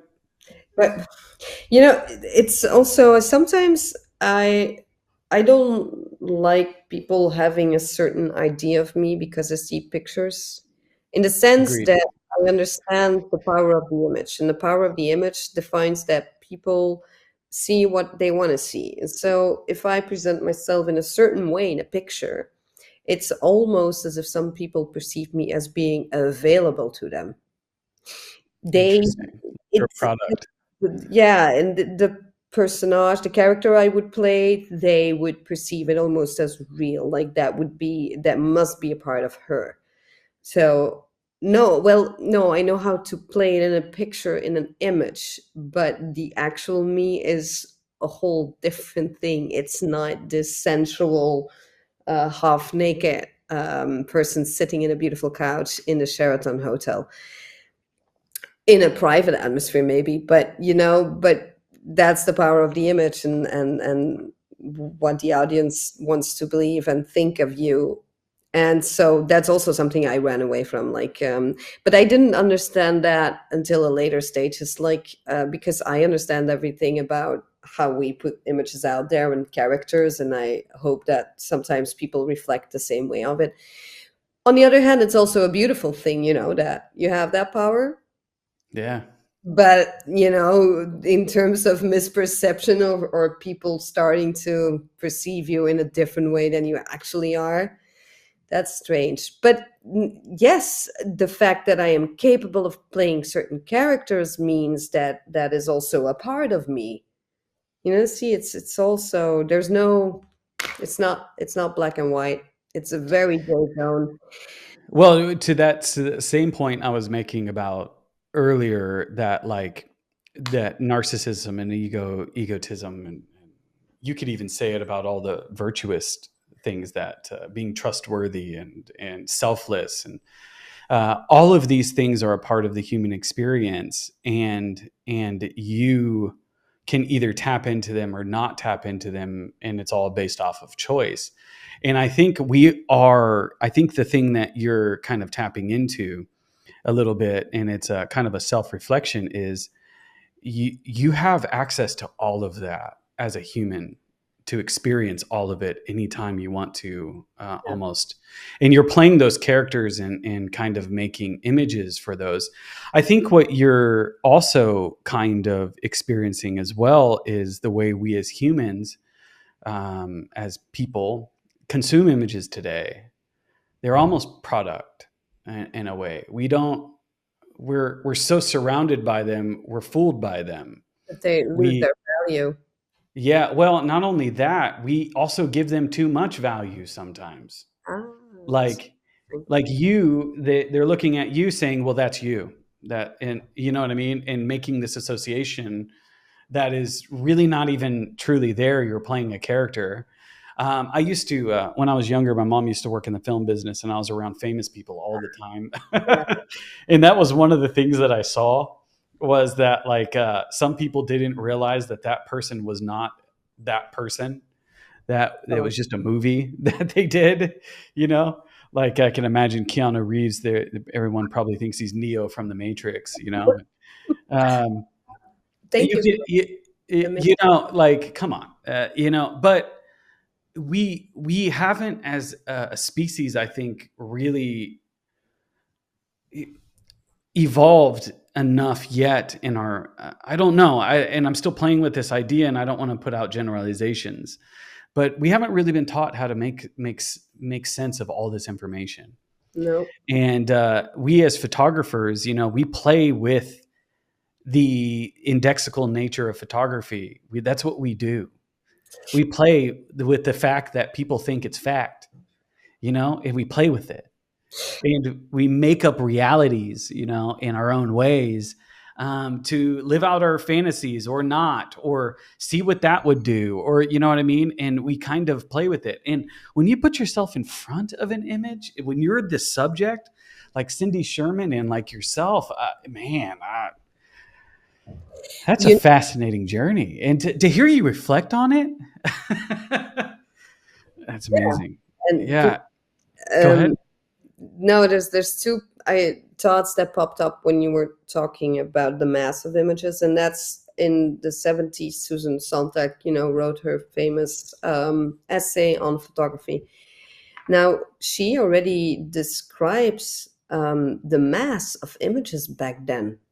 When I Yeah. was reading that, I was like, whoa. I mean, compared to now, I mean, Susan Sontag, sorry, would go insane, no? I would be curious to read an essay on photography of Susan Sontag in these days, but unfortunately, she cannot do it. And then there's another thing about showing the face. So it also not only about, at a certain point, so I did want to hide. So there's this other infamous picture we made. I'm going to show it to you, which, of course, is always somewhere under the rainbow. There. And so, and that bag, this is interesting. I comes from New York, and I was there right before the lockdown, and I flew back to Belgium, and then there was the lockdown, and I took that back with me. And that was a photo shoot that we did during the lockdown as well. We did an insane amount of photo shoots during that period. I mean, 3 months nonstop. We would be shooting, and we had the luck. What we do is we amass a huge amount of objects and clothings all the time, so we had everything there, and it all came out. And even the details add up. And but at a certain point, I was really happy showing that image, because nobody recognized me. Not even they couldn't point out it was me behind that plastic bag, and that kind of made me happy, even That's because fascinating. yeah, I'd overexposed myself already. So there was this thing of like, how can I, I went, I think, in that sense, to the force of being capable of playing a character while becoming unrecognizable on a physical level. And that was for me game changer. I needed that at that point. Yeah. You know, like, and I don't want to feel like I'm putting you on a therapist couch here, but I'm Oh, like, when you spend that much time playing characters, doing self portraits, doing all of that stuff, and putting yourself out there in that way, and then having kind of the reflection that you had at the end of that whole series, and people associating you in that way, you can imagine you're probably spending a lot of your time saying, no, I'm not that. No, I'm not that. No, I'm not that. No, I'm not that. And it would almost beg the question, what am I then? exactly. And that's what I kind of finally start figuring myself. Wow. Yeah. It took me quite some time, actually. But Wow. but luckily I've come to terms with who I am. But I did need kind of a big break from being photographed and playing characters, though, because it become way too confrontational, and not only about age or physical. It was too much. It's hard to explain. It's I think you did a great job. uh, yeah. Well, no, it's it's a fascinating maybe kind of. Go yeah, ahead. I needed a break from myself as being that, as having done that all of my life. I needed a break from it. That was Well, it. and then to have the kind of exposure that you did, going and showing your work and getting it out there and going on that run where you were kind of doing shows and doing all that stuff. And people don't, if you haven't had the Just pleasure of having your own show yet, you stand in front of your work and explain everything to, it seems like, uh, 1,000 people, and they're all asking the same questions or making the same inference on the same image as if you're something that you're not. And you're probably saying, no, let me take you a step back, and giving people a 3-minute explanation of your entire life. And or whatever it took to kind of get you into that. I'm sure after all of that, the marathon of all of that, it just was a lot. That's well, Patrick, I think it's also why I did it that I can say why we did it. My apologies, my mom.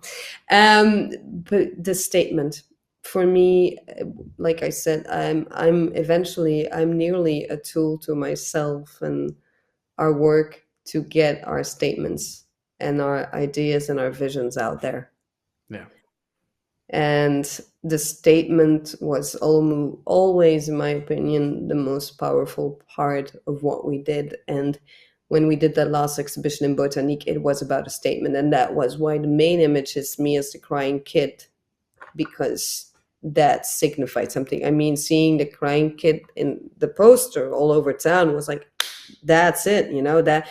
And I just was hoping that people would see it for what it was, and not for me showing my face, but just showing an image of these times, of basically the sadness we're eh, all collectively going through, that we don't even discuss much anymore. So the statement, that was the power of it.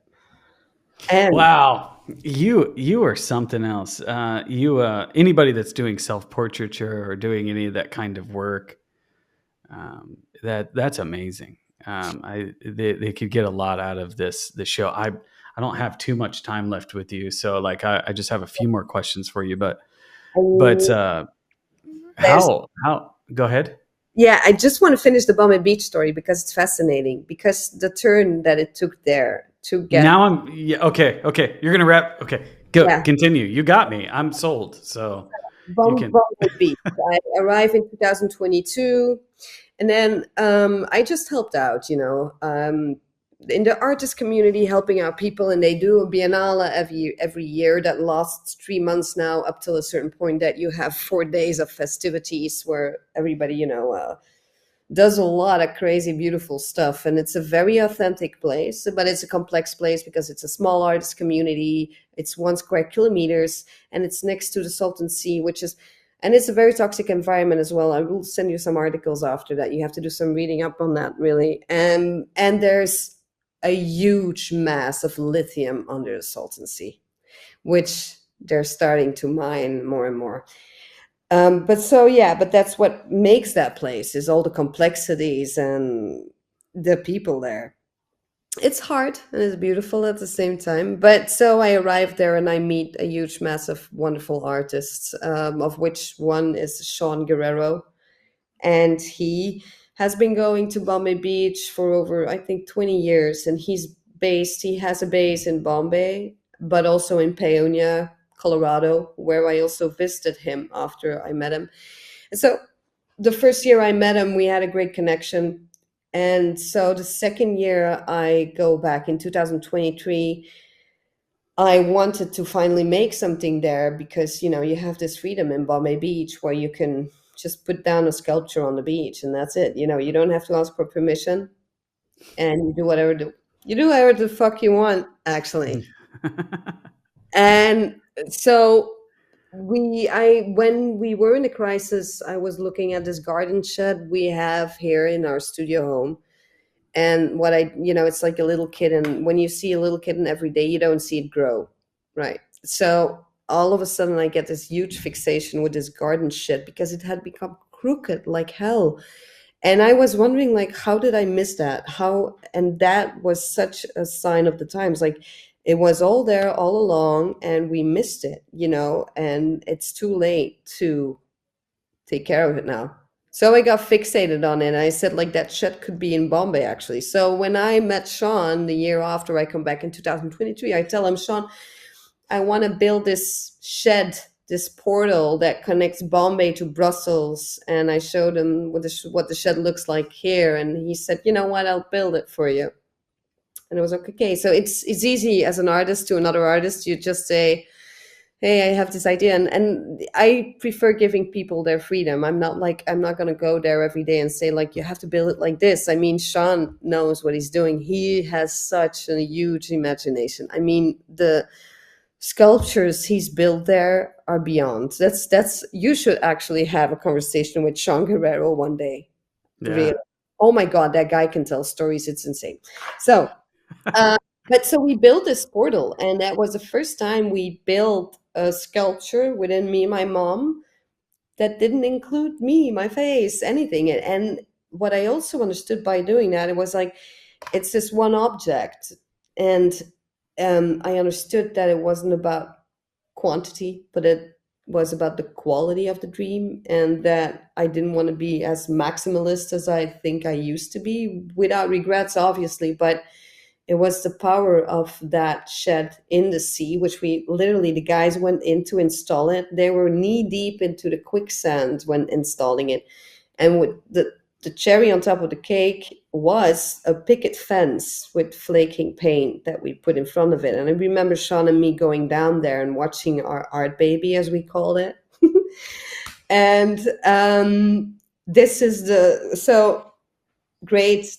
It was beautiful, and it marked also literally the gate to our Fort Hatch, because, you know, you built this non-physical element, but also a huge non-physical space in which a lot can happen. And that's what the Fort Hatch as a chapter also represents to me, because we don't know where we ended up in. So, and so I come back home, I have a chat with Sean, and all of a sudden we get a text from a friend down in Bombay, and he says, your shed is on CNN. And so effectively, they had made a reportage, a video report about the lithium that's underneath the Salton Sea. But the first image that they chose as the main image, and the only artwork they filmed in Bombay, was the shed. And I was like, boom. And there you have it. That was literally the art of the statement. We had succeeded because no names were mentioned. I didn't even need that, you know. The shed was right there. I was like, wow, we got it on CNN. I mean, but it was, yeah, that was it. That marked something whole new as an artist, as a person, actually in this new phase. I was like, okay, this is how I want to feel. And I dropped most of my ego once I started going to Bombay. That's where I understood, like, let it go. You just need a small amount to get ahead, and then Just enough. Yeah. the shed Yeah. represents so that Wow. I didn't want to share, and I really highly advise to talk to Sean Guerrero. Yeah. Well, put in a good word for me, and maybe we can set that up. Yeah. I think that is really, I think this conversation has been really amazing. And I really, the image that I get when I listen to you talk is I think we have all seen a fireworks show, correct? You've seen one, right? And you see this little light go up, and it's sparkling all the way up, and there's this anticipation of this big bang.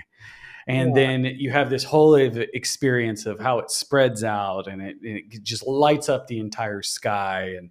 And when you're talking about Memymom and kind of that progression that you had, and that great big show that you were able to put on, and that home field advantage that you're talking about, and like in these all these life lessons and this evolution that you went through personally and in your work, I felt like you took me on that journey up into the sky and how you lit it up.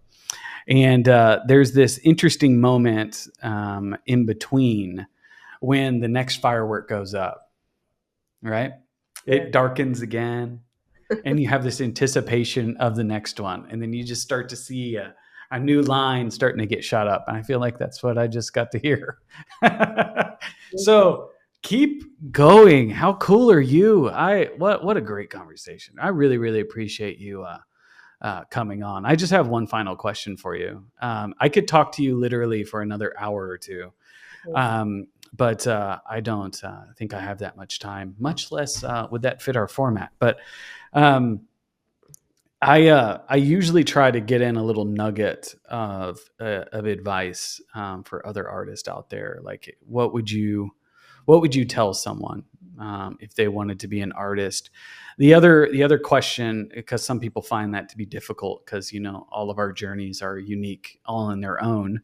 So I often tell people, what kind of advice would you give your younger self, and to kind of go on the journey that you're on? And so I'll let you pick which one you want to take there. So, well, then I would say there's no right or wrong, but there's definitely not wrong when it comes down to art and creating and making. And that people shouldn't be fooled by critics or, strange opinions, or people who try to diminish your dreams or your visions. And that if you truly, yeah, it's a bit cliche, but if you truly believe it, then it's right. And those who are capable of, achieving, then it's already another discussion, success, achieving. I think achieving is much more a mental aspect of, also being comfortable with oneself and knowing what is right for yourself. But so, yeah, don't let them throw you off. That's my advice. Don't let them throw you off ever. That I have a poem that I read probably 5 or 6 times, and you reminded me of one of the lines. In one of the lines it says, treat success and failure as the imposters as they are, and treat them exactly the same. And I butchered it, so I apologize. No. I apologize, Rudyard Kipling. But no, this idea. Go ahead. You slayed it. Oh, thank you. Hold on, let me take my bow. But no, no. But to that point, though, it's like I couldn't agree more. I think what was interesting about listening to you is how open you were with yourself and allowing yourself to be creative. And I think the other interesting thing is when you start to put your work out there, there are a lot of people that have their own opinions about what it is that you're doing. And especially when you get into the art world, a lot of these folks have seen so much that they make inappropriate associations sometimes, or much less realize what it is that you're doing. And so don't get discouraged by that, I think, is kind of where you're going with that. But I do want to ask you, you said there's no such thing as right and wrong when it comes to art, but there's definitely not wrong. Yeah. So there's only right. No? There's tastes and there's opinions, but there you go. Nuance. We're back on the subject of nuance. There you go. Yeah. Nice. I love it. So this is the spot where we can talk about how can people connect with you. Do you have an Instagram that people can follow you at, or go to your website? This is where you can tell people how they can connect with you. I have an Instagram. Yeah. It's been a private account for the past 4 years almost. Oh, wow. Yeah, I figured that. I feel more comfortable. Both my personal Instagram and my the Memymom account is private at this point. Okay. It's at Memymom. That's it. And then but people can see your work at your website, which is memymom.com. Yeah, and that encapsulates everything up till now. For now. Okay, that's amazing. Are you represented by a gallery, or do any of that? No. Okay. So everybody can find you at Memymom, and okay, that's awesome. I just got to say thank you for coming on the show today. It was such a pleasure. Yeah. You have so many great nuggets of wisdom buried in this conversation. And I just want to say thank you. Thank you, by the way. Really, I enjoyed. I thank you for getting me out of my hatch. So The fourth hatch. You're just moving to the fifth one. I just caught you in between like a reporter. That's all okay. it is. Yeah. Yeah. No. So thank you again. And appreciate it. And to all those that have made it this far, thank you so much for joining us on the Urbanaut Podcast. If you like content like this, please like, share, and comment down below. That all helps us with this crazy thing we call an algorithm that actually, kind of promotes us based off of likes and all this stuff. But if you do that, if you like, share, and comment, that's one of the ways you can support the show. Another way, if you want to go a little bit further, is you can actually become a contributor on our Patreon, as well as being a subscriber on Spotify. You can also be a paid subscriber there as well. And if that's just the two ways you can support us: like, share, comment, or join our Patreon and be a subscriber there. And that's it. We'll see you next time.